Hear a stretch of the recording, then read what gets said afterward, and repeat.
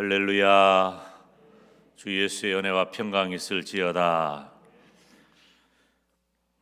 지난 시간에 바울이 어떤 상황 가운데서 복음을 전했을까 하는 말씀을 주일 밤에 살폈죠.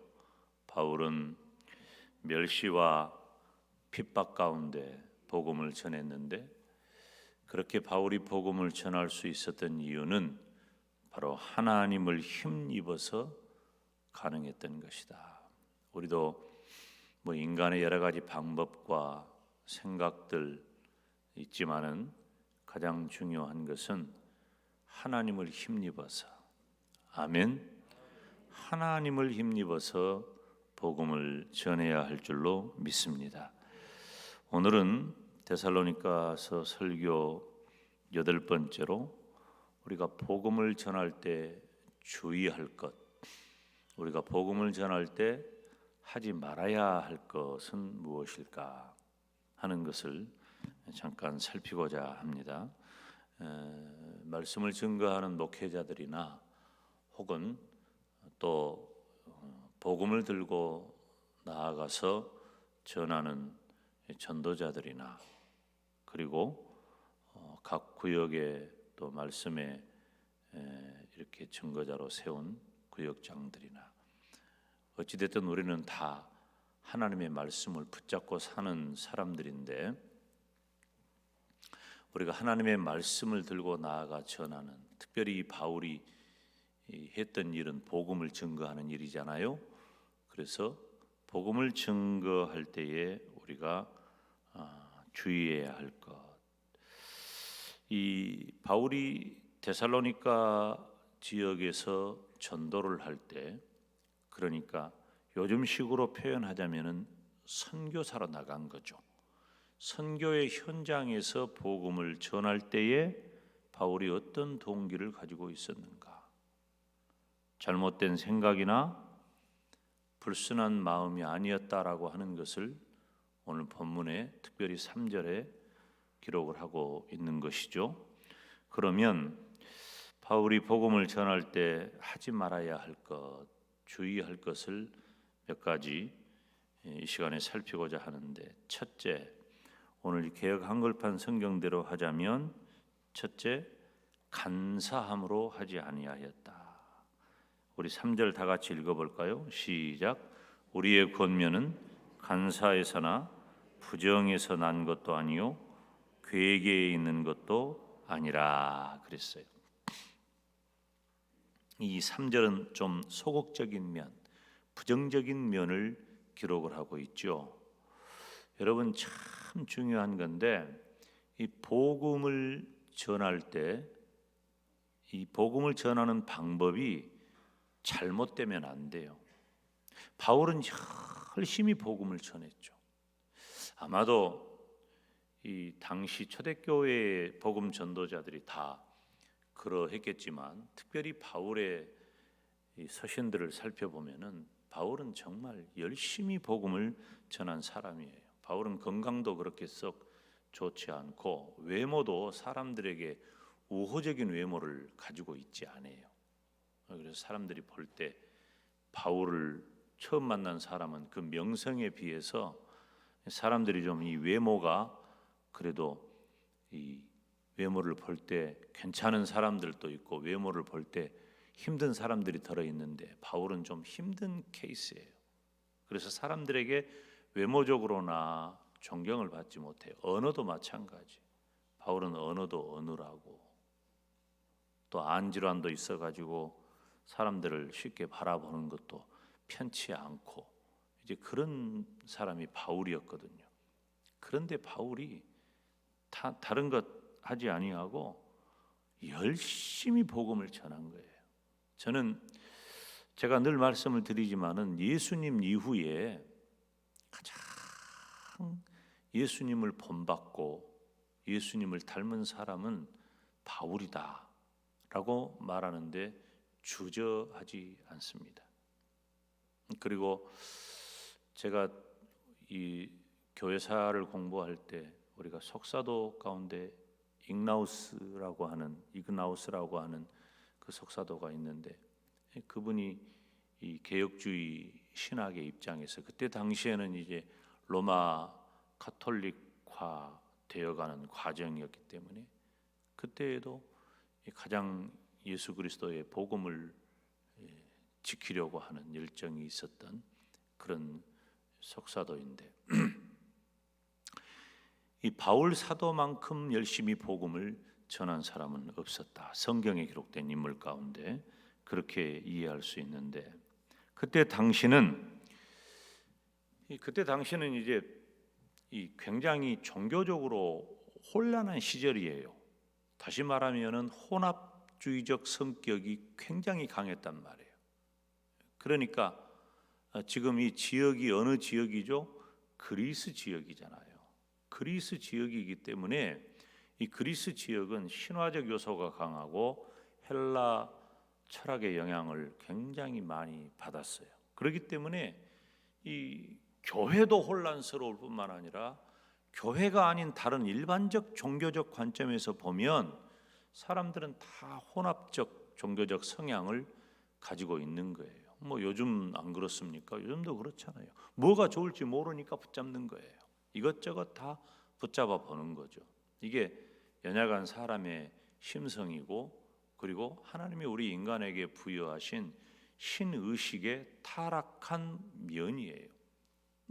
초대교회 당시에 그랬단 말이에요. 그래서 진리의 오해라든지 종교적인 이익을 거둘 목적으로 기독교를 비롯한 여러 종교 집단이 무리를 일으켰다고 하는 거예요. 그래서 우리 기독교의 탈을 쓴 기독교의 모양을 갖춘 사람들마저도 예수 그리스도의 복음 진리를 명확하게 증거하는 것에 우선했던 바울 사도와는 달리 그 당시 지역과 혼합한 형태를 취하는 거예요. 뭘 보면 알 수 있어요?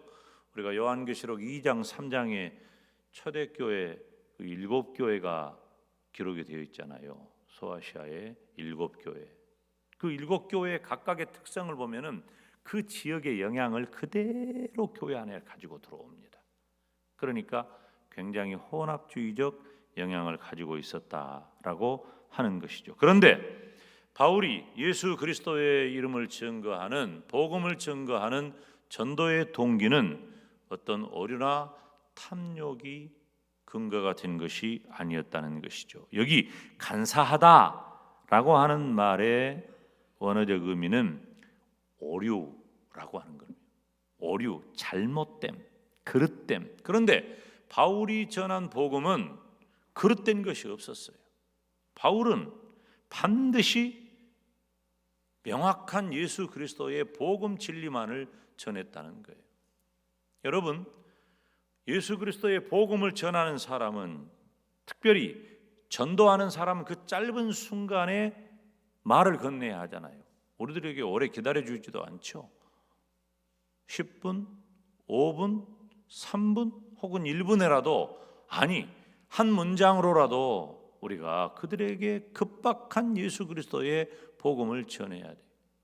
상황이 그런 거예요. 어느 순간에 하나님께서 우리들에게 복음의 접촉점을 허락하셔서 그 영혼을 구원하실지 모르기 때문에 여러분 한순간을 소중히 여기시기를 바랍니다. 우리들이 요즘 긴박함이 없어요. 예수님 오신다 그래도 늘 듣는 말이고 뭐 늘 하는 말이지. 예수님 오신다고 그래도 우리들이 노후 준비에 더 관심이 있지. 시집장가 가고 아들 딸 낳고 중요한 일이에요. 우리가 예수님이 언제 오신다, 예수님께서 다시 오셔서 재림신앙 갖는다고 하는 것이 무슨 예수님이 언제 오실까 그래가지고 2020년이니까 2050년쯤에나 오시거나 2040년쯤에나 오시거나 이런 날짜 계산하는 것이 재림신앙이 아니에요. 오늘 하루하루를 산다 할지라도 오늘 하루를 살면서 바로 종말론적 신앙을 가지고 사는 것이 재림신앙이란 말이에요. 근데 우리는 뭐예요? 종말론적 신앙은 안 가져. 그러면서 예수님의 재림만 말해. 그러니까 엉뚱한 얘기를 하는 거예요. 우리가 급박하지를 안 해요. 여러분 지금 이 시대의 징조가 코로나19 바이러스도 시대의 징조 아닙니까? 이런 게 왜 생겨요? 하나님의 허락 없이 이런 게 생길 수 있겠어요? 저는 하나님이 허락하셨다고 확실해요. 확신합니다. 그러면 하나님이 왜 인류의 모든 것을 위협하는 이 악한 질병을 허락하셨느냐? 경고를 주신 거예요. 말세의 마지막 때 이런 일이 있겠다고 우리 주님께서도 말씀하셨고 성경 곳곳에 예언하셨고 예언을 했는데 우리들이 긴박함이 없어. 깨달아야 돼요. 회개해야 돼요. 제가 여러분에게만 하는 말이 아니에요. 나에게도 하는 말이에요. 지금 우리들은 긴박감도 없는 이 엄청난 일이 생겼는데도 내 죄를 내놓고 하나님 앞에 회개하는 일도 하지 않고 우리 민족이 범한 죄를 가지고 하나님 앞에 나오는 제사장적 태도도 가지고 있지 않아요. 한국 교회가 두렵고 떨려야 돼요. 더 큰 일 만나기 전에 회개의 자리에 나오고 하나님을 만나야 된단 말이에요. 지금 이럴 때가 아니에요. 긴박해야 돼. 긴박할 때 제일 많이 해야 될 게 뭐예요? 예수님의 복음 전하는 일이지. 근데 우리가 사람들이 지나가도 멀뚱멀뚱하고 저것은 어째 교회도 안 나온가 몰라. 그러면 가서 예수님 복음 전해야지. 여러분 우리 영광 땅의 90%가 예수님 안 믿어요? 90%가 제가 많이 잡아가지고 80%라 그랬어요. 제가 하여튼 예수님 믿는 성도들을 많이 잡아가지고 20% 예수님 믿고 80%가 예수님 안 믿는다 그랬어요. 많이 잡은 거예요. 근데도 지금 우리는 너무 아니해. 우리가 저 신안군 정도 가가지고 96%가 예수님 믿는 지역이라고 그래요. 와. 그리고 끝이에요. 욕심도 없고 거룩한 욕심도 없고 열정도 없고 그 짧은 순간에라도 하나님이 그 복음의 접촉점을 가지고 그 영혼을 어떻게 변화시킬지 모르니까 우리는 예수 그리스도의 복음 진리를 증거할 만한 명확한 증언들을 우리가 가지고 있어야 한다는 것입니다. 전도는 반드시 중요한 게 뭐냐면 이 말 저 말 하는 게 아니에요. 전도는 반드시 명확한 복음 진리를 증거해야 할 줄로 믿습니다. 전도뿐만 아니라 교회 안에서 이루어지는 우리 교회학교 교사들의 공과 공부라든가 왜 교회학교가 교재가 중요하고 교재가 필요합니까? 교재 말고 딴소리 하면 안 돼요. 교재 말고 김 목사도 이 원고 작성해가지고 나옵니다. 원고 작성해가지고 와요. 뭐 때문에 그러냐면 오류를 금지하기 위해서 그래요. 오류를 금지하기 위해서. 제가 신학교를 다니고 이제 설교를 하게 되었잖아요. 설교가 뭔지도 모르면서 설교를 하게 된 거예요. 저는 어렸을 때부터 많은 사람들 앞에서 이야기하는데 익숙한 사람이에요. 웅변을 했기 때문에. 그리고 저는 대학 다닐 때 뭐 가장 많을 때는 10,000명 이상 모이는 집회에서도 제가 이야기를 했던 사람이에요. 두려움도 없고 떨림도 없고 사람들 앞에 얘기하는 것에 대해서 담대한 사람이에요. 그런데 50명, 100명 앉아있는 예배당에서 말씀을 전하는데요. 여러분 눈에 안 보이니까 그러죠. 다리가 후들후들 떨리고 사실 지금은 그 정도는 아니에요. 지금도 두렵고 떨리기는 하지만 후들후들 떨리고 심장의 박동은 그냥 내 귀에 들리는 것 같아. 쿵쾅쿵쾅 쿵쾅쿵쾅. 뭔 말을 앞이 캄캄해버려요. 원고를 써가지고 가도 대학노트 7장 8장 써가지고 가도요. 그냥 뭐 오토바이 지나가듯이 읽고 지나가기에 급급했고. 자 그래서 근데 또 더구나 신학교를 졸업하니까 목사님이 김전사 이제 신학교를 졸업했으니까 설교를 해야 되는데 새벽기도도 내가 일주일 하고 김전사가 일주일 하고 그렇게 하세요. 이제 시무전도사니까 1월 달부터 목사님이 일주일 하고 내가 일주일 하라는 거예요. 새벽 설교를. 뭔 설교를 일주일간 새벽마다 어떻게 설교를 하라는 말이야 나보고. 그리고 주일밤하고 3일밤도 돌아가면서 하고 그렇게 8시래. 알았어요. 그래서 설교를 하자는 거예요. 그래서 돌아가면서 설교를 하자는 거야. 그래서 뭐 난 또 첫째는 순종하는 마음도 있지만 또 그냥 설교가 하고 싶어가지고 캄캄한 거예요. 그래서 한두 달 해보니까 못 얻었어요. 못 얻었어. 설교가 그렇게 쉬운 게 아니더라고. 신학교 3학년 동안 제가 배우고 익히고 신학교 채플 시간에 예배 시간에요. 우리 교단에 뭐 대단한 목사님들이 와가지고 매일 설교를 합니다. 근데 그때 어떻게 저렇게 설교를 하고 저렇게 큰 교회 목회를 할까? 내가 해도 저보다는 잘하겠다. 이것이 나만 그런 생각을 하는 줄 알았더니 신학생들이 다 그런 생각을 하는 거예요. 이 신학생들만이 어떻게 보면 좀 특권이야. 목사님 그런 생각했지? 저 목사님 했을 거예요. 안 할 리가 없어. 저 사람 성격이. 신학생들은 또 그래. 내가 해도 저보다. 근데요 막상 강단에 서니까 안 돼. 힘들어. 주제 잡기도 어렵고 성경 본문을 봐도 뭔 제목을 해야 될지도 모르겠고. 저는 성경 본문에서 제목을 취하고 그리고 본문에서 대지를 잡고 본문을 해석해서 설교를 합니다. 제 설교는 그래요 지금. 그래서 내가 목사님한테 갔어요. 목사님, 설교를 어떻게 해야 됩니까? 그러니까 막 웃어요. 웃으면서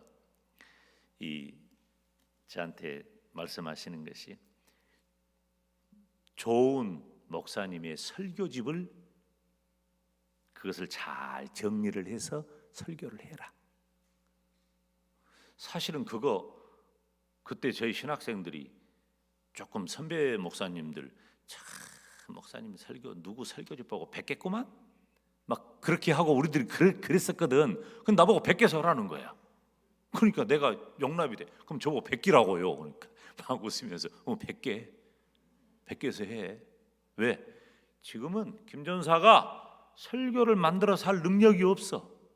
그러니까 설교를 잘하는 정확한 진리를 증거하는 목사님의 설교를 100개에서 전해.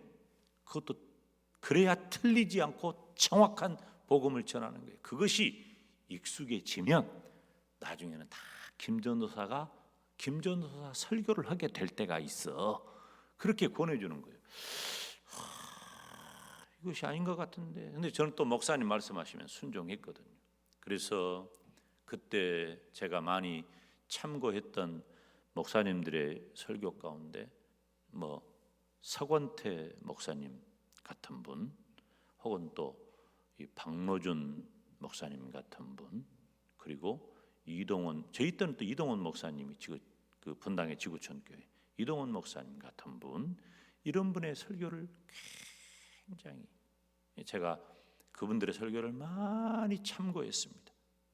참고했고 또 자존심은 있어가지고 그대로는 못 오고 탁탁 해가지고 내가 또 이렇게 저렇게 해서 하려고 애를 써보고 그 설교를 그렇게 했죠. 왜 제가 그렇게 했느냐? 가장 중요한 이유는 오류가 없도록, 틀리지 않도록, 말씀을 전함에 있어서 틀림이 없는 말씀을 전하기 위해서 그렇게 한 거예요. 여러분, 저는 지금도 제가 하나님의 말씀을 전할 때 첫 번째가 뭐냐면 틀림이 없는가 하는 거예요. 제가 전달법이라든가 여러분들에게 이해되도록 설교하는 것 중요하지만 가장 첫 번째는 뭐냐면은 성경 본문을 여러분들에게 전달할 때 틀리지 않는가? 이게 가장 중요한 거예요. 바울이 말은 어눌하고 외모적으로도 다른 사람들에게 썩 호감을 가질 정도가 아니었지만 오늘날 이 위대한 사도가 될 수 있었던 것은 틀림이 없었기 때문에 복음을 전함에 있어서 오류가 없었다고 말이에요.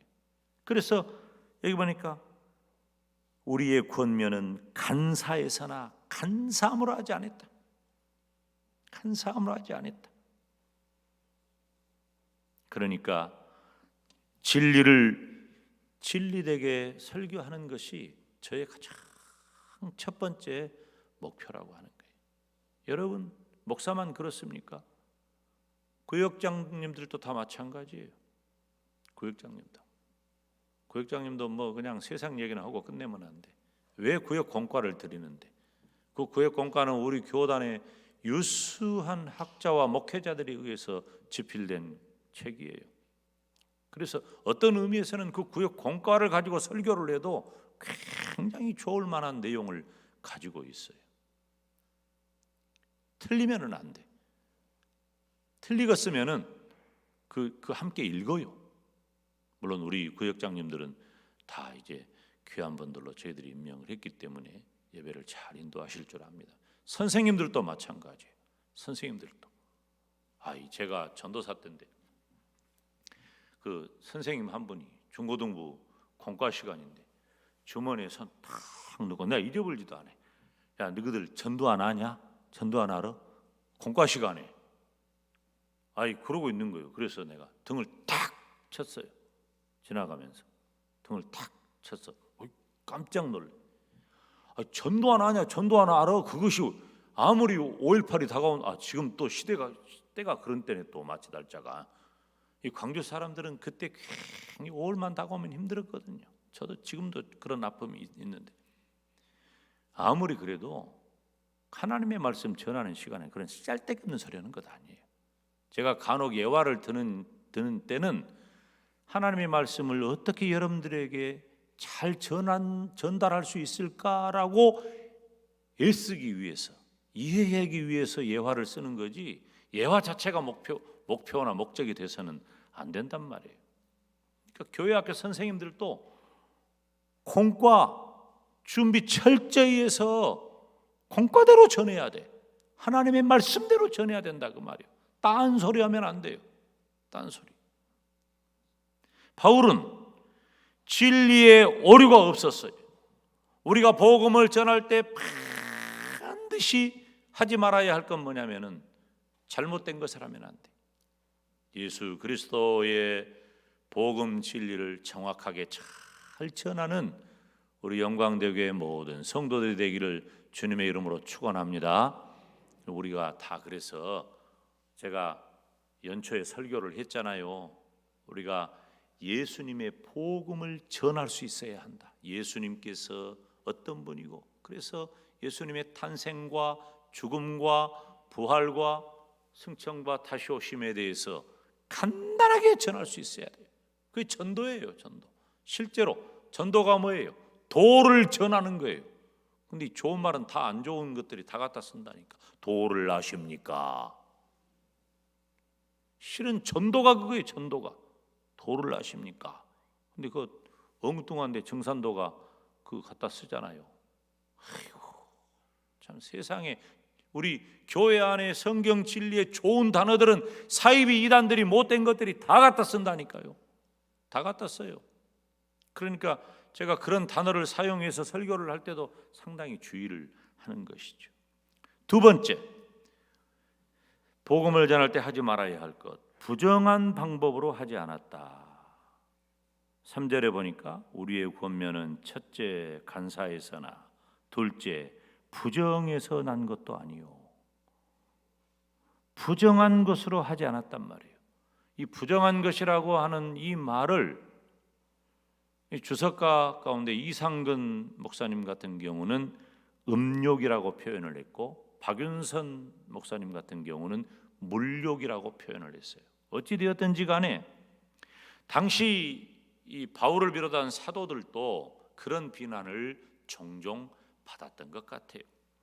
성적으로 부도덕한 사람이라고 비난받기도 했고 사리를 탐한다고도 했어요. 그렇지만 바울 사도는 부르심을 받은 하나님을 기쁘시게 하기 위해서 복음을 전했다고 고백하고 있어요. 4절 말씀 우리가 다 같이 읽어봅시다. 시작. 오직 하나님의 옳게 여기심을 입어 복음 전할 부탁을 받았으니 우리가 이와 같이 말함은 사람을 기쁘게 하려 함이 아니요 오직 우리 마음을 감찰하시는 아멘. 하나님을 기쁘시게 하려 함이라 그랬습니다. 바울이 복음을 전할 때 개인의 이익이 아니에요. 복음을 전할 때 우리는 주의해야 할 것, 교회 지도자들이, 교회 리더들은 잘 들으셔야 돼요. 마음 중심에 둬야 돼요. 복음만을 전해야지 개인의 이익을 위한 그 무엇도 개입하면은 안 된다는 거예요. 교회 안에 직분을 가지고 개인의 이익을 위한 그 어떤 일도 해서는 안 되는 거예요. 저는 물론 성도들의 건강이나 경제가 잘 되기를 바라요. 이건 여러분에게 제가 늘 말씀드리고 제가 늘 기도하는 것이니까. 여러분들이 담임 목사의 여러분을 향한 그런 세상적인 가치를 붙잡는 일에 대해서도 담임 목사가 갖는 마음을 여러분들이 잘 아시리라 믿어요. 저는 여러분들이 경제적으로나 건강으로나 모든 면에 있어서 다 잘 되기를 바라요. 그렇지만 교회가 해야 할 일의 한계는 분명하다 그거예요. 교회 안에 직분을 가지고 무슨 개 모임을 한다거나 개 같은 그 모임을 하면은 안 돼요. 개 모임 이런 것은 하면 안 돼. 그건 선한 일이 아니에요. 그거 언제나 사단이 나지. 아휴, 내가 담임 목회 막 시작했는데 이 문제가 생겼어. 배달 사고가 생긴 거야. 그 사람을 믿고 계속해서 그러니까 모임 돈을 이제 저축을 하고 보험을 넣도록 했는데 사고가 생겼네. 그러면서 와가지고 목사님한테 목사님 어떻게 할 거야? 아니 내가 그걸 하라고를 했냐? 돈 한 푼을 내가 만절을 받냐? 어째 나한테 그러요? 이제 막 38, 39, 40살 된 담임 목사 목회 막 시작한 지 얼마 안 됐는데 담임 목회 나보고 어쩌란 말이요? 그래서 나 몰라. 그리고 한마디 했어요. 그런 거 하지 말아요. 깨라. 그 포기해라. 손해봤으면. 그리고 다시는 그런 거 하지 말아라. 그거 안 해야 돼. 교회 안에서. 어떤 교회 안에서는 복음 진리만 가지고 살아야지 개인적인 이익을 위해서 여러분 교회 조직이요.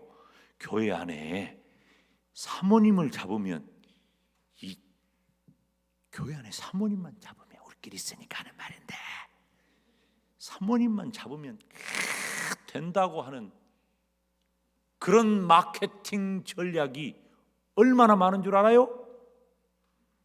여전도 회장만 잡으면 이런 마케팅 전략이 얼마나 많은 줄 알아요? 교회는 그런 데가 아니에요. 우리 교회가 마케팅을 해야 할 것은 오직 예수 그리스도의 복음밖에 없다는 거예요.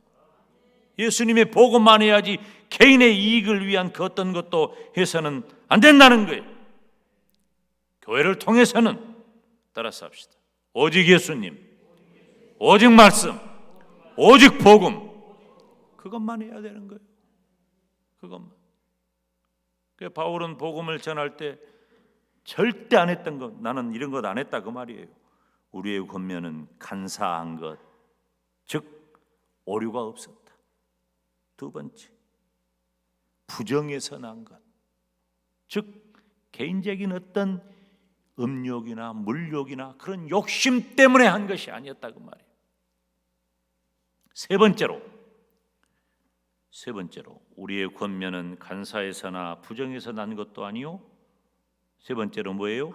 괴계에 있는 것도 아니라 그랬어요. 괴계로 하지 않았다. 그럼 괴계가 뭐예요? 참 이게 한문이라 어려운데 괴계는 따라서 괴계. 이 괴계는 무슨 말이냐면 속임수예요. 속임수. 지금도 그러지만 이 사람은 참 어리석어요. 영적으로는 특별히 어리석어요. 그래서 미혹되기가 너무 쉬운 거예요. 아니 세상에 그렇게 많이 배우고 세상 경험도 그렇게 많고 그렇게 고상한 인격을 가지고 있고 하는 사람들이 해가닥 넘어가는 거 보면은 신기하고 놀랍고 어이가 없네. 어떻게 그럴까 하는데 이게 참 이 보면은 당시에 초대교회 당시에도 사교 집단이 있었는데 굉장히 열광적이고 특별히 나중에도 이제 제가 설교를 데살로니가서를 쭉 하겠습니다. 데살로니가 지역에서는 재림 신앙이 또 자리 잡았기 때문에 긴급성, 긴박함, 자신들이 가지고 있는 어떤 마술적인 속임수를 가지고 부정한 이익들을 취했다고 말이에요. 그러니까 종교가 여러분 봐요. 제가 간혹 그런 얘기 하잖아요. 여러분들에게 저에게도 특별한 경험이 있어요. 여러분, 저에게도 여러분들도 개인적으로 특별한 경험들을 가지고 있을 수 있어. 하나님이 주신 은혜요, 또 축복의 한 부분이에요. 그런데 이 김 목사가 제가 여러분들에게 그런 얘기 하던가요? 말씀을 전하면서 안 해요. 왜 안 하느냐? 예수 그리스도의 복음 말고 복음을 증거하면서 말씀을 증거하면서 기도를 하면서 하나님이 주신 특별한 은혜이기는 하지만 그것을 일반화하면 안 돼요.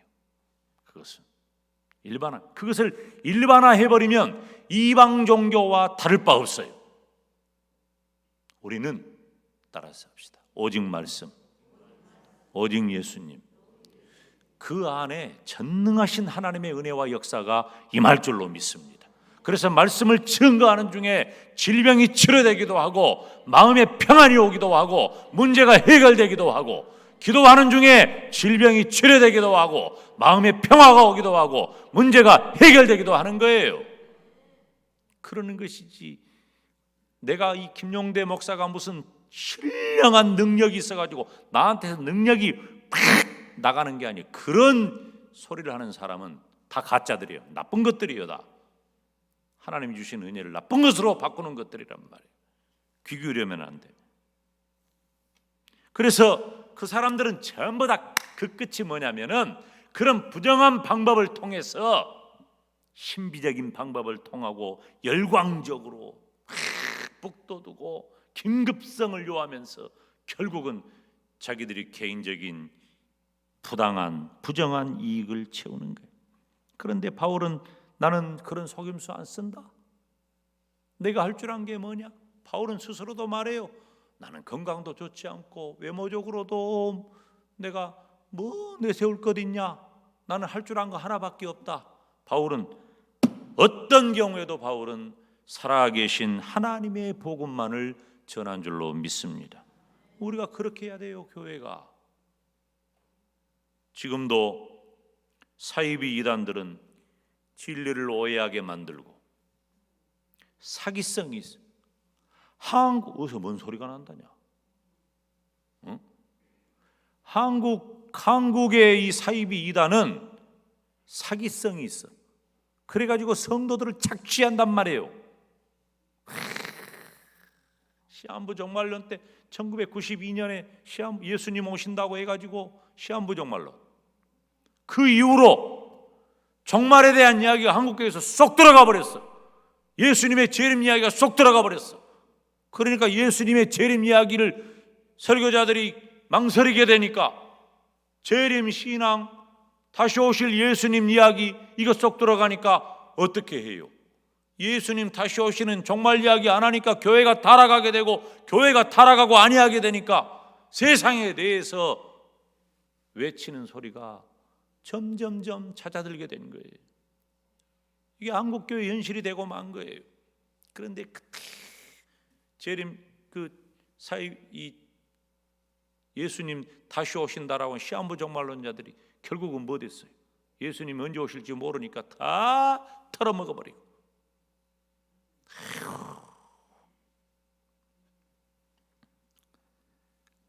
혐오스럽고 사기성이 짙은 그런 사이비 이단에 넘어가 버려. 그런 것들을 다 감추고 속임수를 쓴단 말이에요. 그런데 우리가 진리를 바르게 설교하고 바르게 배우면 속임수에 넘어가지 않는 거예요. 여러분, 이 강단에서 우리 목사님들 설교 바르게 잘합니다. 설교 여러분 듣고 은혜 받으시니까 알잖아요. 우리 부목사님들 설교 바르게 잘해요. 담임 목사를 비롯해서. 그러니까 이 강단에서 흘러나오는 말씀을 붙잡고 그 말씀대로 살면 속임수에 넘어가지 않는 거예요. 내가 진리가 무엇인지 분명히 분별하면 넘어가지 않는 거예요. 사랑하는 여러분, 우리가 예수 그리스도의 복음을 전하는 자로 이 시대를 살아가고 있습니다.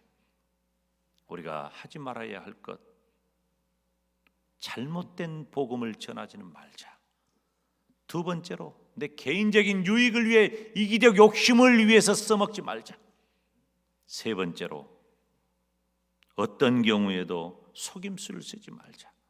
오직 예수 그리스도의 이 속임수 쓰는 집단들은 다 사이비 이단들이에요. 저와 여러분은 어떤 경우에도 예수 그리스도의 복음 진리만을 전하는 우리 모두가 되시기를 주님의 이름으로 축원합니다. 기도하겠습니다. 거룩하신 아버지 하나님, 어떤 경우에도 오직 예수 그리스도의 복음만을 전하게 하여 주시옵소서. 예수님의 이름으로 기도하옵나이다. 아멘.